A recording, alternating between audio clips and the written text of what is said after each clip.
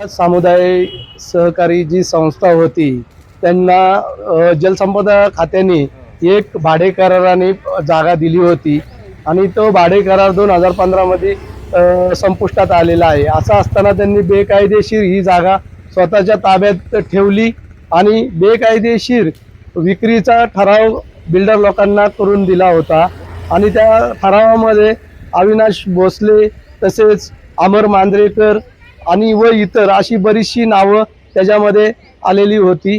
आणि ही सरकारी जागा जी आहे ही सरकारी जागा 154 एकर आहे। तिचं व्हॅल्युएशन 2000 कोटीच्या सुद्धा जास्त आहे। पण आज रोजी शासनाने आम्ही जो पाठपुरावा केला क्रांती शेतकरी संघटनेच्या माध्यमातून आम्ही जो पाठपुरावा केला त्याला आज खरं यश आलेलं आहे।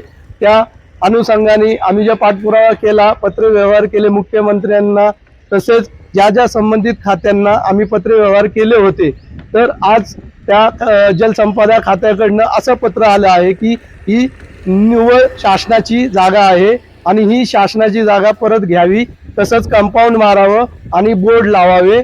आज खऱ्या अर्थाने बाबा या जागेचा जर पाहिला तर लोकहिताकरता वापर व्हावा।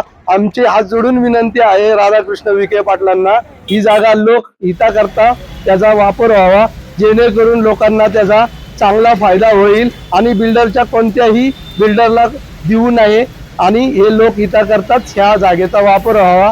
आम्ही वारंवार हेच सांगत आलेलो आहोत। रोकठोक महाराष्ट्राला सबस्क्राइब करा आणि बेल आयकॉनवर क्लिक करायला विसरू नका।